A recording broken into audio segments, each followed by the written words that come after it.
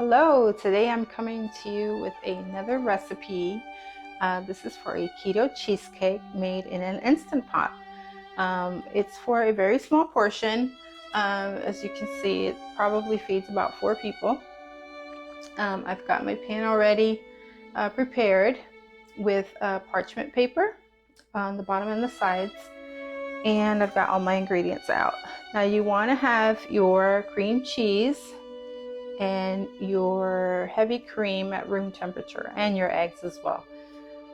So we're going to start off with 16 ounces of cream cheese. So if you buy them in the blocks, those are 2 packages. So we're going to put this in the mixer, and we're going to mix this with our sweetener. Here I have 2/3 of a cup of sweetener. I'm using Swerve, which is an erythritol blend. You can use whatever works for you. Erythritol, I believe, is 1:1 for sugar.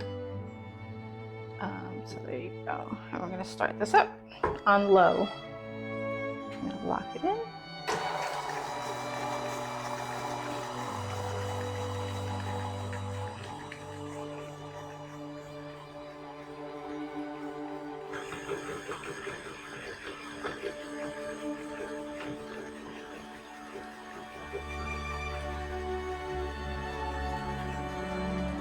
And we're going to blend this until it's well combined.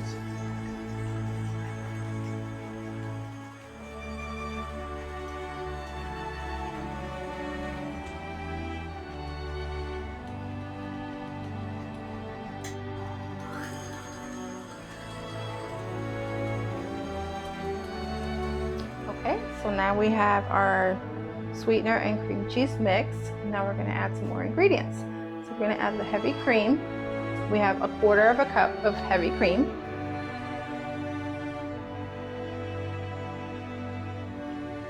We have 1/4 of a cup of sour cream. Let's get this in here. The big glob of cream cheese there.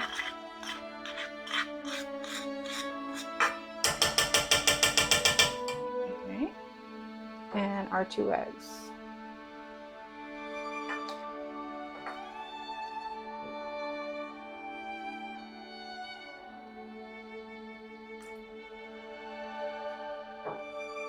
We also are going to add 1 teaspoon of vanilla extract.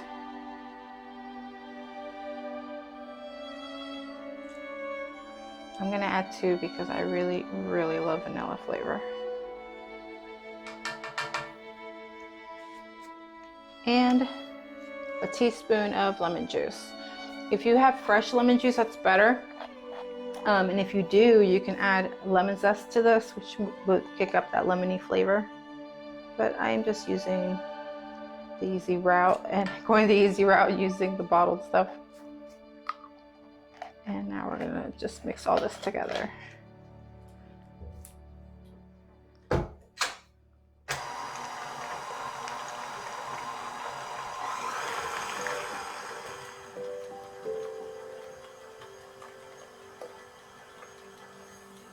Okay, I changed the blade on my mixer to the flat spatula just so it'll scrape the sides for me. And I think it's mixing it a little bit better than the whisk. And I've got it on low. I'm gonna put it up a little bit more.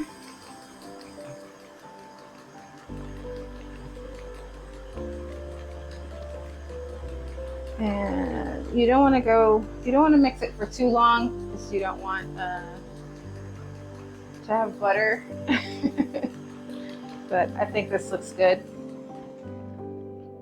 So now we're going to pour it into our pan, and we'll get it in the Instant Pot.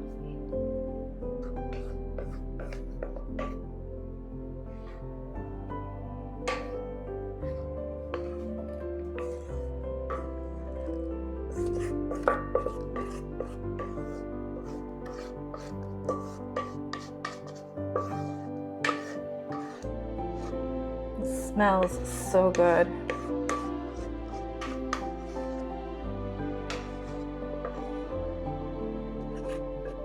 Gotta get every little bit out of here.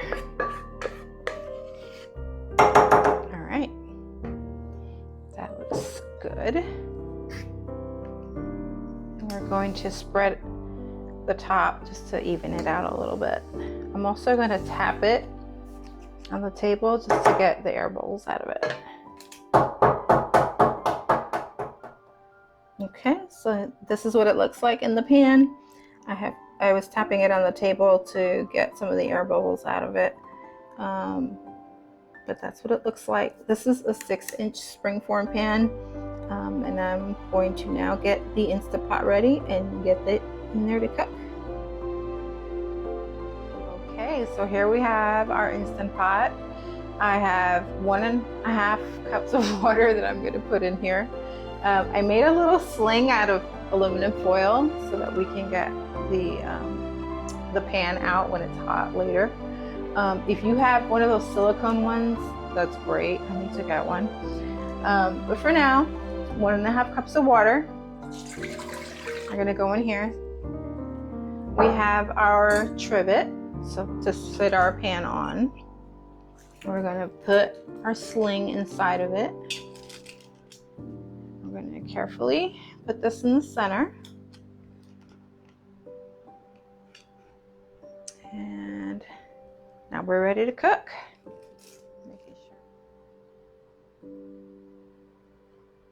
And that's what it looks like inside the Instant Pot. All right, so now we're going to seal this puppy up and we're going to cook it. Just make sure that your seal inside your Instant Pot lid is well seated so that it makes a good seal and pressurizes. And I'm going to put this in here.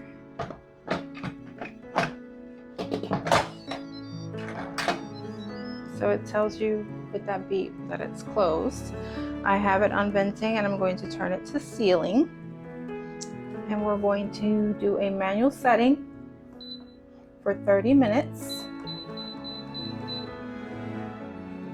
Oop. And it will start on its own. And once it beeps, we're going to let it natural release for another 20 minutes. And then it'll be ready to come out. So I'll show you that next.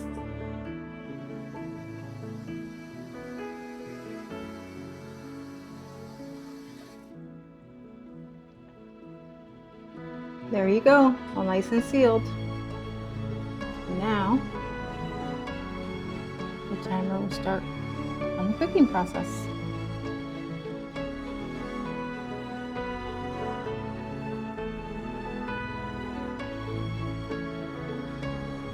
Alright, so while our cheesecake is cooking away, I'm going to make a strawberry sauce to put on top of it, because who doesn't like strawberry sauce on their cheesecake? So here I have a pound of strawberries that I have cut into like 4/4, a tablespoon of Swerve sweetener, and a tablespoon, I think I added 2 tablespoons of lemon juice. And we're just going to cook this down for about 10 minutes on a medium heat.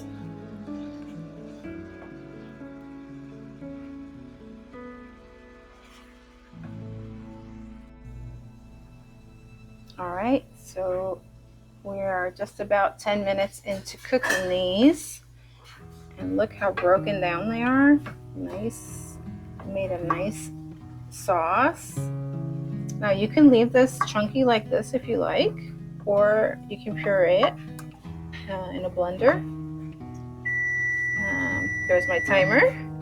So these are ready to get off of this heat, and we can put them into our blender to puree. I do like a smoother sauce, so I'm going to do that. I'm also going to add about 1/2 of a tablespoon of gelatin to it, just to make it a little bit thicker. You don't have to do that, that's completely optional. So I will show you what it looks like when it's in the blender in a second.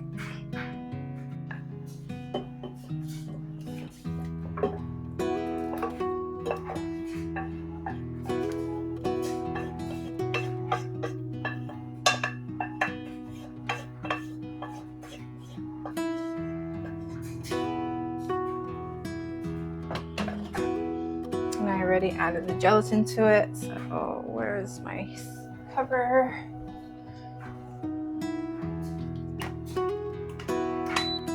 And since this is my glass blender, we're good to put it in here hot. So let's just blend it for a little bit.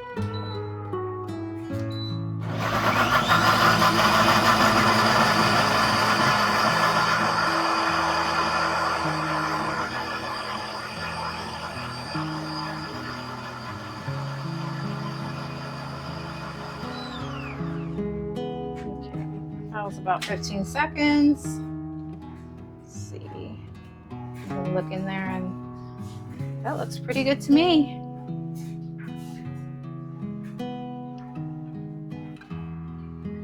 All right, it's been 20 minutes. I have been patiently waiting for this to naturally release for 20 minutes. So now we're gonna release the rest of the pressure. And it's completely out, so that's awesome. So now we're gonna get this cheesecake out of here. And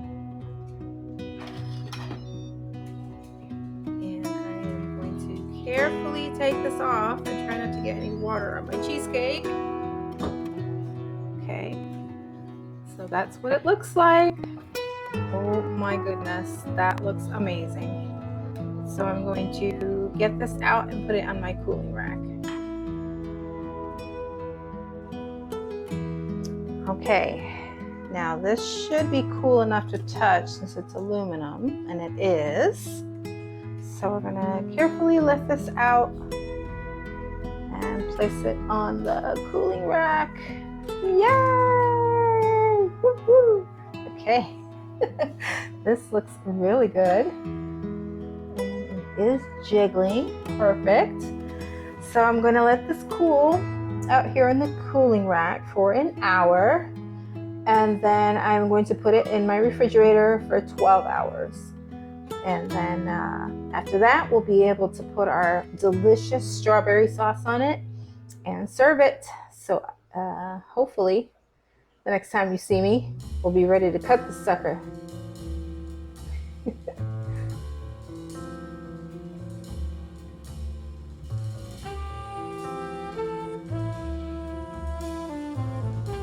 So I forgot to mention that this cheesecake is crustless.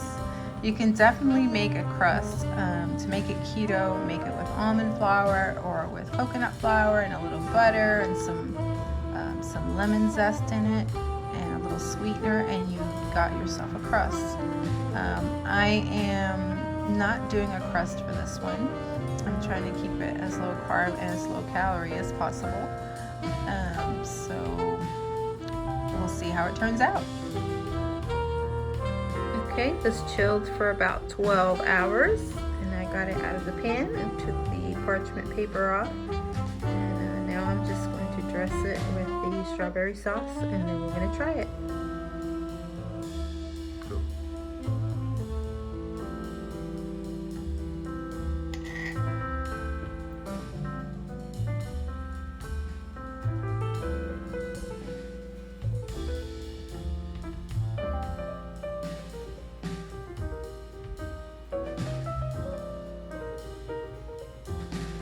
So as you can see, Daniel and I have had a few pieces of this cheesecake. Well, I've had one, he had one, and I think our son had one. That I was able to slice it into 8 slices. And it was a decent sized portion. This is a treat, so it's not going to be the size of a normal cheesecake, but it is super creamy. Tastes just like a cheesecake. It's not too sweet. The strawberry sauce really adds to it. So good. The strawberry sauce is actually a little tart, and it's really good. I don't like my cheesecake sweet, so if you do like it sweeter, then I advise that you add a little more sweetener to your cheesecake and maybe to your strawberries.